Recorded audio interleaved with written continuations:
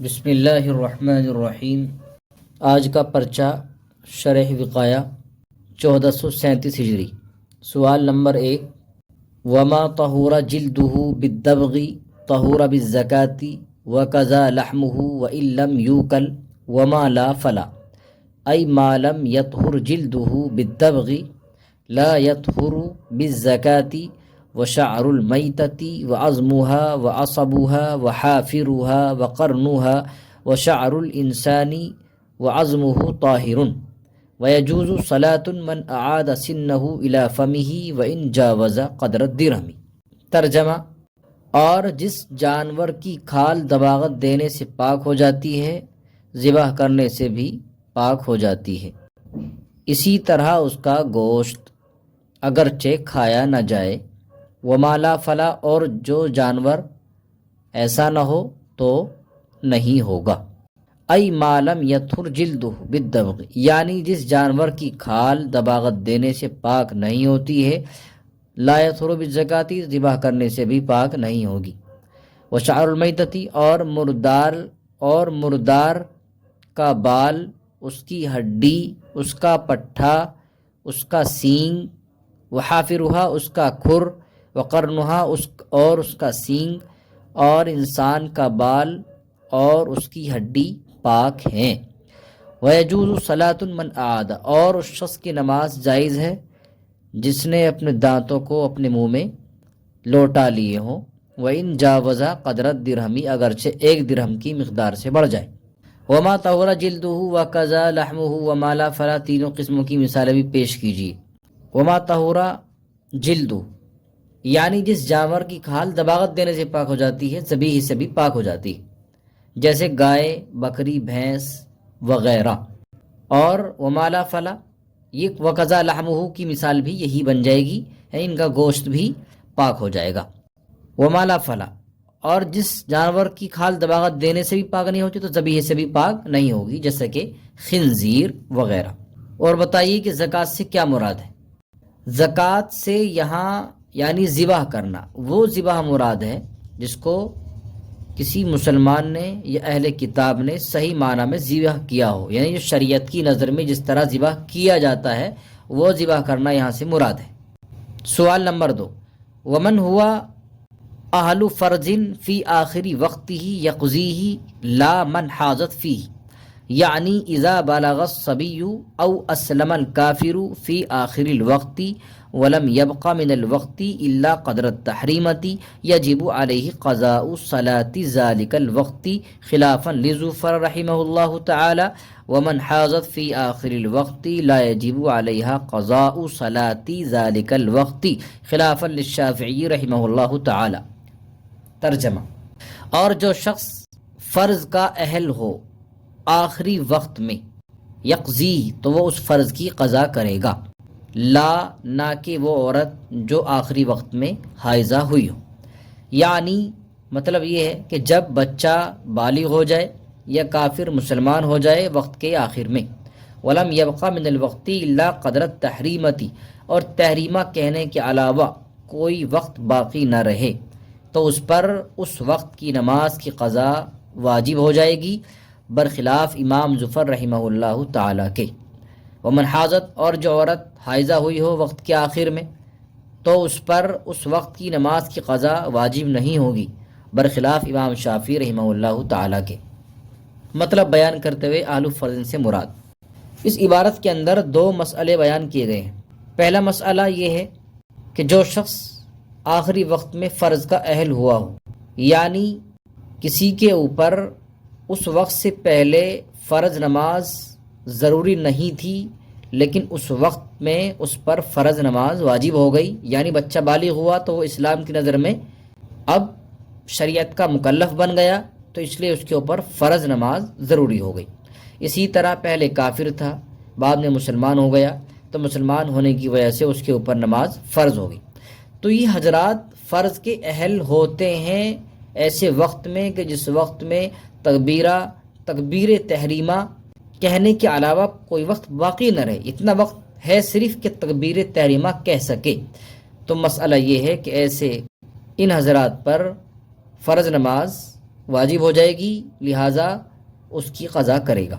اس میں امام ظفر رحمہ اللہ اختلاف کرتے ہیں، ان کے یہاں وہ فرماتے ہیں کہ قضا نہیں ہوگی۔ کیوں؟ اس لیے کہ وہ فرماتے ہیں کہ قضا ہونے کے لیے قضائے نماز کی قضا کے واجب ہونے کے لیے شرط یہ ہے کہ اتنا وقت مل جائے کہ جس میں وہ طہارت حاصل کر کے فرض ادا کر سکے، اور اگر اتنا وقت نہ ملے تو اب اس پر فرض نماز واجب نہیں ہوگی، اور جب واجب نہیں ہوگی تو قضا بھی نہیں ہوگی۔ دوسرا مسئلہ یہ ہے کہ کوئی عورت آخری وقت میں حائضہ ہوئی تو ایسی عورت پر بھی ہمارے یہاں فرض نماز کی قضا واجب نہیں ہوگی، یعنی قضا نہیں کرے گی۔ امام شافعی اس میں اختلاف کرتے ہیں۔ امام شافعی رحمہ اللہ فرماتے ہیں کہ وہ قضا کرے گی، کیونکہ وہ فرماتے ہیں کہ اس کو اتنا وقت ملا تھا، اتنا وقت اس نے پایا تھا کہ وہ فرض نماز ادا کر سکتی تھی، کیونکہ وہ آخری وقت میں حائضہ ہوئی ہے۔ اس سے پہلے جو وقت تھا وہ پاکی کا تھا، تو لہٰذا اتنا وقت اس نے پا لیا تھا کہ وہ فرض نماز ادا کر لیتی، اس لیے وہ اس نماز کی قضا کرے گی۔ سوال نمبر 3، ولا شیء فی بغر وحمار لیس للتجارۃ ولا فی عوامل وحوامل وعلوفۃ ولا فی حمل وفصیل وعجیل الا تبعا للکبیر ولا فی ذکور الخیل منفردۃ وکذا فی اناسها فی روایۃ وفی کل فرس من المختلط به الذکور والاناث سائمۃ دینار او ربع عشر قیمتہ نصابا۔ ترجمہ: اور گدھے اور خچر میں کچھ نہیں ہے جو تجارت کے لیے نہ ہو، اور نہ عوامل حوامل اور علوفہ میں، اور نہ حمل فصیل اور عجیل میں، مگر بڑے کے تابع ہو کر، ولا فی ذکور الخیل، اور نہ تنہا گھوڑوں میں، اور اسی طرح نہ تنہا مادہ گھوڑوں میں یعنی گھوڑیوں میں، وفی کل فرسم، اور ہر مختلف مذکر مؤنث گھوڑے میں، اس حال میں کہ وہ چرنے والے ہوں، 1 دینار ہے یا اس کی قیمت کا 40واں حصہ ہے جبکہ وہ نصاب کو پہنچ جائے۔ تمام مسائل کی واضح تشریح کرتے ہوئے بتائیے کہ عوامل حوامل اور علوفہ کسے کہتے ہیں۔ دیکھیے، بغل اور حمال، اگر گدھے خچر تجارت کے لیے نہیں ہیں تو ان میں زکوٰۃ واجب نہیں ہوگی، کیونکہ یہ بھی عوامل حوامل میں شمار ہو جاتے ہیں، اور عوامل حوامل اور علوفہ ان میں بھی زکوٰۃ واجب نہیں ہے۔ اسی طرح حمل فصیل اور عجیل میں بھی زکوٰۃ واجب نہیں ہے، یعنی بکری کے بچے میں، گائے کے بچے میں، ان میں زکوٰۃ واجب نہیں ہے اگر یہ بڑے کے تابع ہو کر کے آئیں۔ مثلا 27 گائے ہیں اور 3 گائے کے بچے ہیں، تو 30 گنتی شمار ہونے کے بعد ان پر زکوٰۃ 30 کے 30 میں واجب ہو جائے گی۔ اسی طرح تنہا گھوڑوں کے اندر بھی زکوٰۃ واجب نہیں ہے، کیونکہ اس میں وہ مال نامی نہیں کہلاتا ہے، اس کے اندر نسل بڑھنے کی صلاحیت نہیں ہے۔ اسی طرح تنہا گھوڑیوں کے اندر بھی زکوٰۃ واجب نہیں ہوگی۔ عوامل کہتے ہیں اس گھوڑوں کو، ان جانوروں کو جن سے کام لیا جاتا ہے۔ عوامل اس جانور کو کہتے ہیں جس سے کام لیا جاتا ہے، جیسے زمین کا جوتنا وغیرہ۔ حوامل اس جانوروں کو کہتے ہیں جن پر بوجھ لادا جاتا ہے، جیسے کہ بیل گاڑی وغیرہ۔ اور علوفہ یہ اس جانور کو کہتے ہیں جس کو کوٹھی کے اندر باندھ کر رکھا گیا ہو، یعنی یہ کہہ لیجئے کہ اکثر سال میں اکثر حصے میں وہ جنگلات کے چرنے سے بچتا ہو اور اسے وہیں پر ہی کھانا دانا دیا جاتا ہو۔ وفی کل فرسن کی تسلی بخش وضاحت کیجیے۔ وفی کل فرسن کا مطلب یہ ہے کہ ہر مختلف مذکر اور مؤنث، نر اور مادہ، ہر گھوڑے میں اگر وہ نصاب کو پہنچ جائیں اور چرنے والے ہوں تو 1 دینار واجب ہو جائے گا، یا اس کی دینار کی قیمت کا 40واں حصہ اس پر واجب ہو جائے گا۔ 1 دینار واجب ہوگا یا گھوڑے کی قیمت کا 40واں حصہ واجب ہو جائے گا اگر وہ نصاب کو پہنچ جائے۔ سوال نمبر 4، وَلَوْ زَوَّجَ عَبْدًا مَدْيُونًا مَأْذُونًا لَهُ صَحَّ وَسَاوَتْ غُرَمَاءَهُ فِي مَهْرِ مِثْلِهَا أَيْ سَاوَتِ الْمَرْأَةُ غُرَمَاءَهُ فِي مِقْدَارِ مَهْرِ الْمِثْلِ أَيْ إِنْ بِيعَ الْعَبْدُ یقسم ثمنہ بین المرأة والغرماء بالحصۃ فتأخذ بحصۃ مہرها ان کان المہر اقل من مہر المثل او مساویا۔ ترجمہ: اور اگر آقا نے اپنے ایسے غلام کا نکاح کیا جس کو تجارت کی اجازت ہے اور وہ قرض دار ہے، صحا تو نکاح صحیح ہے، اور عورت مہر مثل میں اپنے قرض خواہوں کے برابر ہو جائے گی۔ ای ساوت المرأۃ یعنی عورت اپنے قرض یعنی عورت اس کے قرض خواہوں کے برابر ہوگی مہر مثل کی مقدار میں، یعنی ان بیع العبد یعنی اگر غلام بیچا جائے تو اس کا ثمن عورت اور قرض خواہوں کے درمیان حصے کے حساب سے تقسیم کیا جائے گا، لہٰذا عورت اپنے مہر کا حصہ لے لے گی اگر مہر مثل سے کم ہو یا برابر ہو۔ مہر مثل، اس کے اندر ایک مسئلہ بیان کیا گیا ہے کہ عبد مدیون معزون لہو، یعنی ایسا غلام ہے کہ اس کو تجارت کی اجازت ہے اور وہ قرض دار ہے۔ ایسے غلام کا اگر کسی عورت سے نکاح کر دیا تو اس نکاح کے بعد جو مہر مثل ہو یا مہر مسمہ ہو تو اس مہر مسمہ اور مہر مثل اس غلام کو دیا جائے گا۔ یعنی مطلب یہ ہے کہ اگر آقا نے کسی ایسے غلام کا نکاح کر دیا جو معزون لہو ہے اور مدیون ہے، قرض دار ہے، تو یہ نکاح صحیح ہو جائے گا۔ البتہ اس کے اوپر جو مہر مثل کا قرض ہے، یہ قرض دوسرے قرض خواہوں کے برابر ہو جائے گا، یعنی کہہ لیجئے کہ عورت اپنے مہر مثل کی مقدار میں قرض خواہوں کے برابر ہو جائے گی۔ یعنی اگر غلام کو بیچ دیا جائے تو غلام کی جو قیمت ہے اس قیمت کو عورت اور قرض گاہوں کے درمیان تقسیم کر دیا جائے گا۔ مثلاً اگر مہر مسمہ یا مہر مثل دونوں برابر ہوں، یعنی 100 روپے ہوں، مہر مسمہ بھی 100 روپے ہے اور مہر مثل 100 روپے ہو، اور غلام کو بیچا گیا ہو 100 روپے میں، تو 50 روپے عورت کو دے دیے جائیں گے اور 50 روپے قرض خواہوں کو دے دیے جائیں گے، اور یہی تقسیم بالحصے کا مفہوم ہے۔ یعنی اگر غلام مہر مسمہ مہر مثل سے اگر زیادہ ہو جائے، مثلا مہر مسمہ 200 روپے ہے اور مہر مثل 100 روپے، تو بھی اس کو مہر مثل کے ہی مطابق ادا کیے جائیں گے اور وہی 50 روپے اسے ملیں گے۔ لیکن اگر غلام 200 کا بکا ہے تو بھی 100 روپے عورت کے ہوں گے اور 100 روپے قرض خواہوں کے ہوں گے۔ البتہ اگر زیادہ کا بک جائے اور بچ جائیں تو وہ عورت کے حصے میں چلے جائیں گے، لیکن زیادہ غلام کی قیمت زیادہ نہ ہونے کی وجہ سے عورت کو اس وقت تک صبر کرنا پڑے گا۔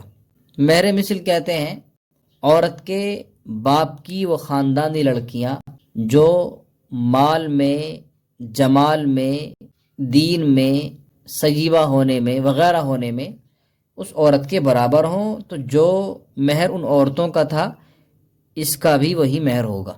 ان کان المہر میں کون سا مہر مراد ہے؟ یعنی مہر مثل۔ اگر مہر مسمہ زیادہ ہو تو کیا حکم ہے وہ بھی بتا دیا گیا ہے، تو بھی عورت کو قرض خواہوں کے درمیان ہی تقسیم کیا جائے گا۔ یہی تقسیم بالحصے کا مفہوم ہے۔ سوال نمبر 5، وفی انتی طالق واحدتن وواحدتن ان دخلت الدار سنتانی لو دخلت وواحدتن ان قدم الشرط فعند تقدم الشرط تقع واحدة وهذا في غير الموطوءة فإن الواحدة الثانية تعلقت بالشرط بواسطة الأولى فإذا وجد الشرط يقع بهذا الترتيب وهذا عند أبي حنيفة رحمه الله تعالى۔ اور انتی طالق واحدتن وواحدتن ان دخلت الدار کہنے کی صورت میں 2 طلاق واقع ہو جائیں گی، لو دخلت اگر وہ داخل ہو گئی، اگر وہ داخل ہو جائے، اور ایک واقع ہوگی اگر شرط کو مقدم کیا ہو۔ فائندہ چنانچہ شرط کے مقدم ہونے کے وقت ایک واقع ہو جائے گی، اور یہ غیر موطوعہ کی صورت میں، اس لیے کہ دوسری ایک شرط کے ساتھ معلق ہوئی ہے پہلی کے واسطے سے، پھر جب شرط پائی جائے گی تو اس ترتیب سے واقع ہو جائے گی۔ یہ امام ابو حنیفہ رحمہ اللہ کے نزدیک ہے۔ مطلب بیان کرتے ہوئے بتائیے کہ شرط کی تقدیم و تاخیر سے بیوی کی موتوا غیر موتوا ہونے سے حکم میں کیا فرق پڑے گا۔